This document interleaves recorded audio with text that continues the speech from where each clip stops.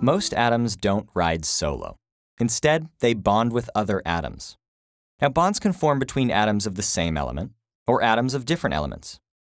You've probably imagined bonding as a tug of war. If one atom is really strong, it can pull one or more electrons off another atom. Then you end up with one negatively charged ion and one positively charged ion. And the attraction between these opposite charges is called an ionic bond. This is the kind of sharing where you just give away your toy to someone else and then never get it back. Table salt, sodium chloride, is held together by ionic bonds. Every atom of sodium gives up one electron to every atom of chlorine. Ions are formed, and those ions arrange themselves in a 3D grid called a lattice, in which every sodium ion is bonded to 6 chloride ions, and every chloride ion is bonded to 6 sodium ions. The chlorine atoms never give the sodium atoms their electrons back. Now, these transactions aren't always so cut and dried. If one atom doesn't completely overwhelm the other, they can actually share each other's electrons. This is like a potluck, where you and a friend each bring a dish, and then both of you share both dishes. Each atom is attracted to the shared electrons in between them, and this attraction is called a covalent bond. The proteins and DNA in our bodies, for example, are held together largely by these covalent bonds. Some atoms can covalently bond with just one other atom, others with many more. The number of other atoms one atom can bond with depends on how its electrons are arranged. So, how are electrons arranged? Every atom of a pure, unbonded element is electrically neutral because it contains the same number of protons in the nucleus as it does electrons around the nucleus. And not all of those electrons are available for bonding. Only the outermost electrons, the ones in orbitals furthest from the nucleus, the ones with the most energy, only those participate in bonding. By the way, this applies to ionic bonding too. Remember sodium chloride? Well, the electron that sodium loses is the one furthest from its nucleus, and the orbital that electron occupies when it goes over to chlorine is also the one furthest from its nucleus. But back to covalent bonding. Carbon has 4 electrons that are free to bond. Nitrogen has 3, oxygen 2. So carbon is likely to form 4 bonds, nitrogen 3 and oxygen 2. Hydrogen only has 1 electron, so it can only form 1 bond. In some special cases, atoms can form more bonds than you'd expect, but they'd better have a really good reason to do so, or things tend to fly apart. Groups of atoms that share electrons covalently with each other are called molecules. They can be small. For example, every molecule of oxygen gas is made up of just 2 oxygen atoms bonded to each other. Or they can be really, really big. Human chromosome 13 is just 2 molecules, but each one has over 37 billion atoms. And this neighborhood, this city of atoms, is held together by the humble chemical bond.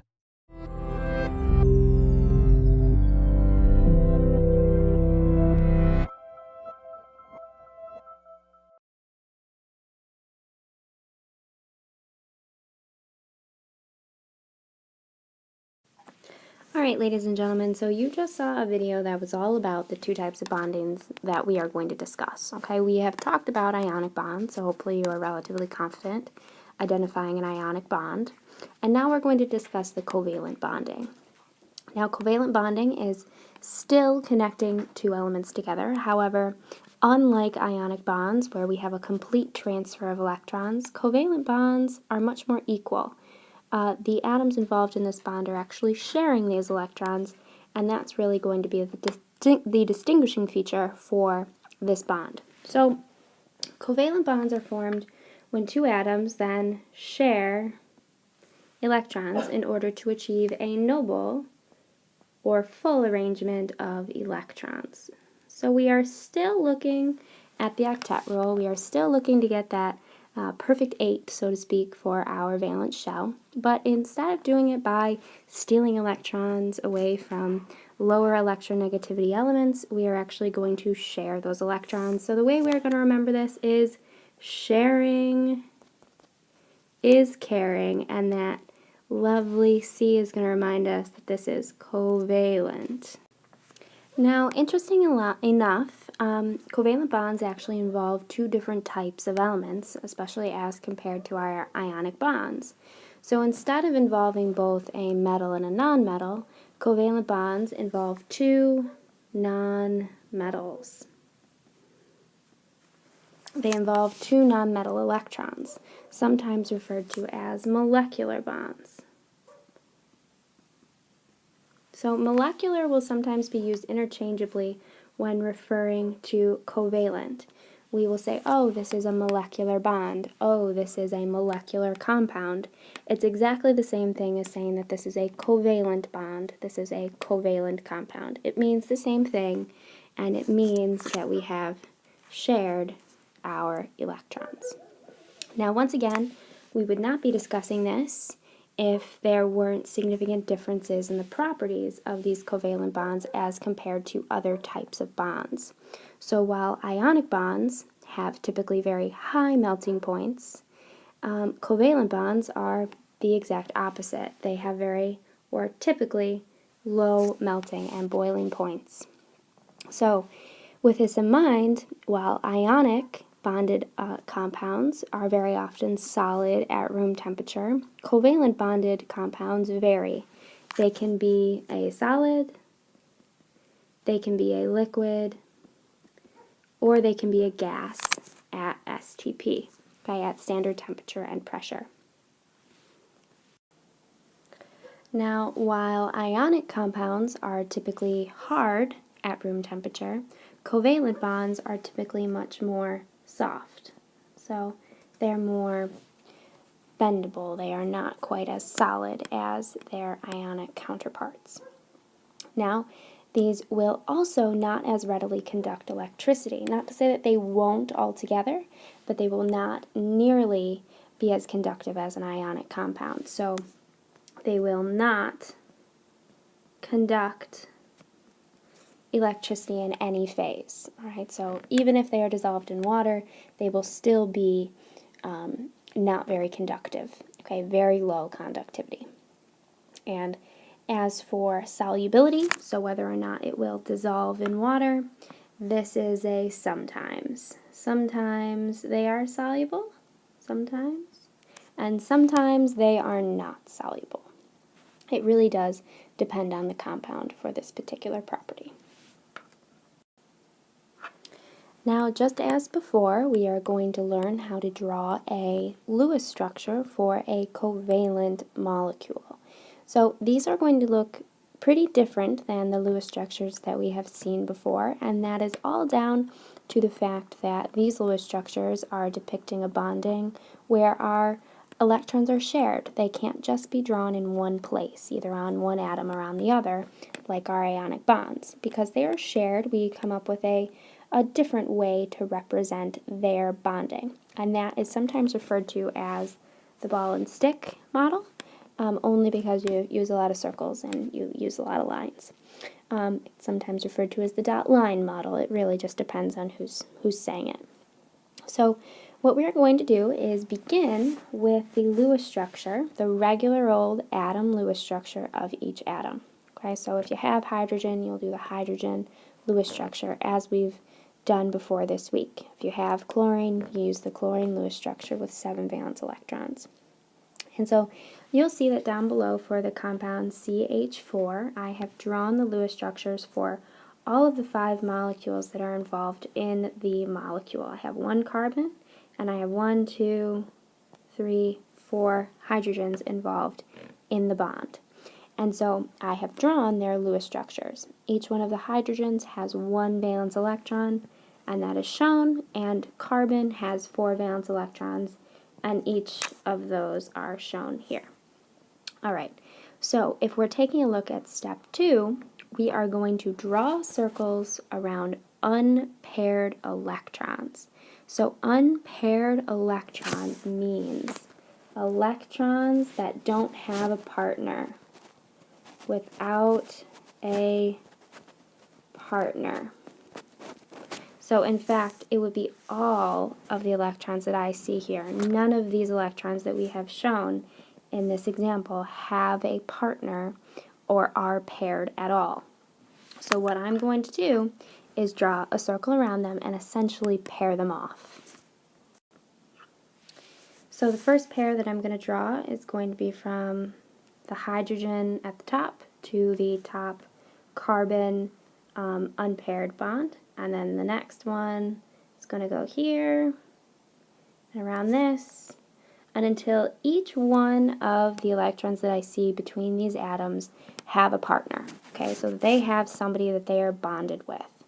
So what we are going to say is that each one of these guys, each one of these lines represents a bond. It represents the sharing of these electrons. So when I represent this in my next box over, I'm going to take each one of these circles and I'm just going to create a line, and that line is going to be my bond. So I'm still going to have my carbon and my hydrogens all around in the same spot, but instead of these kind of awkward lines, or circles rather, I'm going to put my bonded lines. And so this represents my CH4 molecule. Now, if any of these elements involved had any other valence electrons shown, then I would put them on the outside of the atom. Now they don't. And if I want to check and make sure that this is the correct structure, I need to make sure that each one of these atoms is happy, so to speak, is or has a full octet. So let's take a look. Hydrogen had one valence electron and wants to gain one or share one in order to have a full shell. And this pair, this bond right here, represents two shared electrons. And that one electron makes hydrogen happy, and it shares one with carbon. And all the way around, so all of my hydrogens are happy with two electrons. Even if they are shared, it's still considered a full octet. So now let's take a look at my carbon. Carbon wants to get 8 electrons. So let's make sure it has 8. I'm going to count 2, 4, 6, 8, because each one of those lines represents the 2 shared electrons between each bond that was formed with a hydrogen. So, yep, carbon has 8. It is happy. This is a good bond.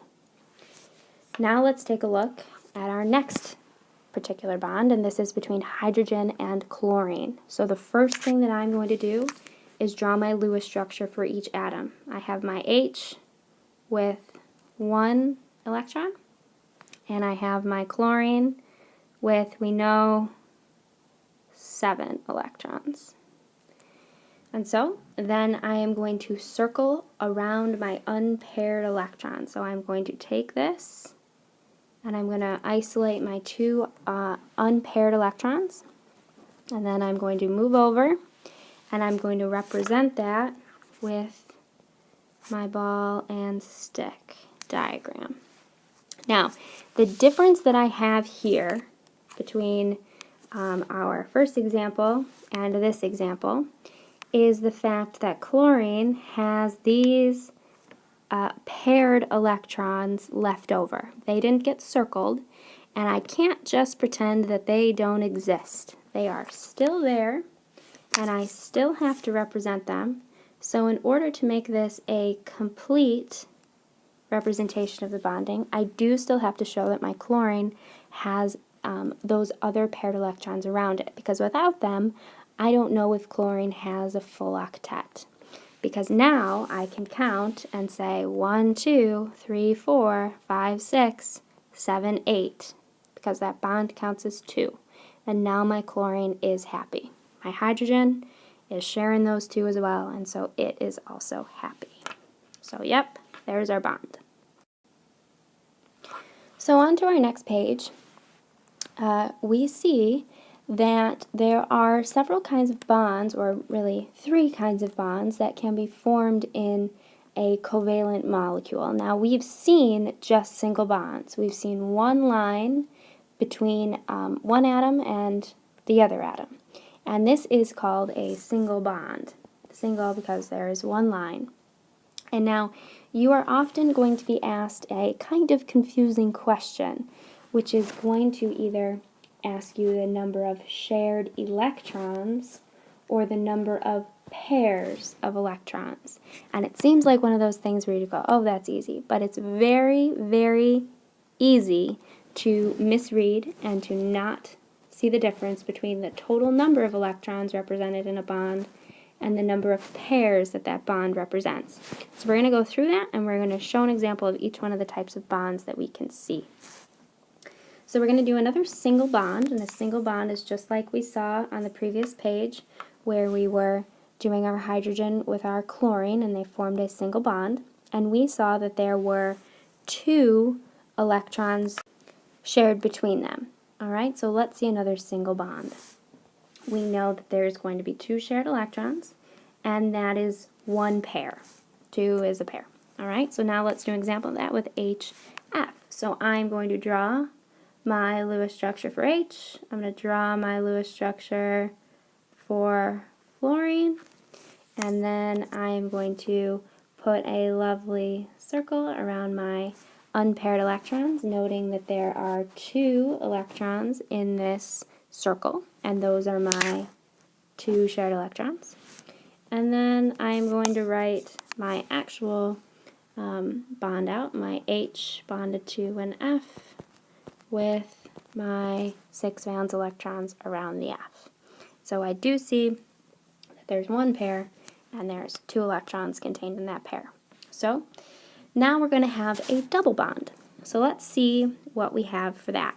And our example here is going to be O2, which is the diatomic molecule of oxygen. So oxygen, there's 2 of them, so I'm going to draw 2 oxygens, and oxygen has 6 valence electrons. So 1, 2, 3, 4, 5, 6. 1, 2, 3, 4, 5, 6. And I'm going to draw kind of awkward circles around these guys. And I'm going to go this with that one, and this circle with that one. And you can see it looks a little weird, but we clearly have 2 circles, 2 bonds, with a total of 4 electrons. So 4 electrons and 2 pairs of electrons. Okay, 2 circles, 2 pairs, but 4 total. So if I'm going to write my actual bond here, I've got O, and I represent this with a double bond because each circle becomes a bond. And I'm going to put my 2 electrons, or 4 rather, around my oxygens. Okay, and there is my molecule. Now let's see a triple bond.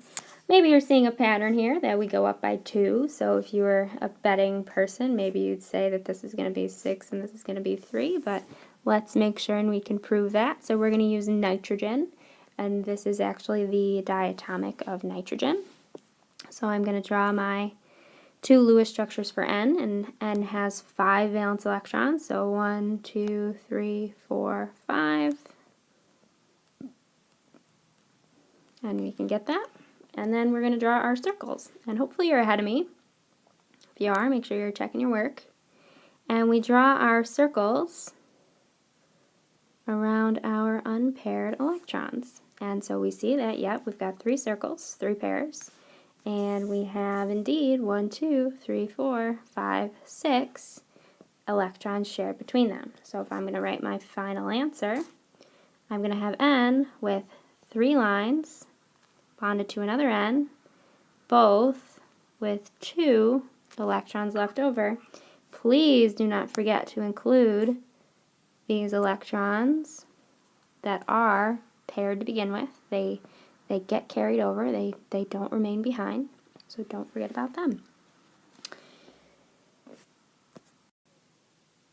I'm going to ask that you pause this video and have everyone try A and B by themselves. And when you're ready, please unpause this so that you can see the answers for A and B. Thank you. Alright, so you should have started by drawing your Lewis structures for hydrogen. There are 2 hydrogens, so I am going to draw 2 H's, okay, both of them with 1 valence electron. I'm going to draw my circles around the unpaired electrons, and there's no other electrons to concern myself with. So I'm going to get an answer of H bonded to H, and it is as simple as that. Now for chlorine, I also have 2 chlorines. This is the diatomic of chlorine. And we are going to draw chlorine, and both of them have 7 valence electrons. And you'll notice that I drew my electrons nice and close to each other so that I can just make a nice, neat little circle there. And we can show our final answer as Cl bonded to Cl, both with all of our electrons around it. Okay, and there's our bond for chlorine. Alright, please take another pause here and try C and D, but I do want to make an adjustment to this. We already did HCl, so let's give ourselves a different one. Let's do HBr instead. So C and D, please. So very similar to HCl, we're going to start with H, put a circle around it, and do bromine as well. And bromine is also a halogen, so it will also have 7 valence electrons. So we represent both of those. We will draw our circle around our unpaired electron, and then we will write our final answer as H single bonded to Br with 6 valence electrons around the outside. For our H2O, our water molecule, we are going to start by drawing our 2 hydrogens, 1 and 2. And then we will draw our oxygen molecule, our O with 1, 2, 3, 4, 5, 6 electrons around it. And so then I will see that I have an unbonded here and here, as well as around my hydrogens, and so I will take my circles and do the close one, and then that weird, awkward circle through the center of my writing. And we will see that clearly we do have 2 circles, so that means 2 bonds. And then I do still have these leftover electrons around my oxygen, so the way that I'm going to draw this is going to be with my oxygen in the middle, single bonded to each one of my hydrogens with those electrons left around my oxygen. Now you may have had this drawn straight across, and you will learn very soon why this takes the shape that it does, but hopefully that you had your bonds correct. Alright, so we've made it through all of our notes. With whatever time is remaining, you may work on your first quarter take-home test. Please be aware that that will be due when you get back next week. Alright, so please use your time wisely, and if you have any questions, you can seek me out. I will be after school today. Thank you very much.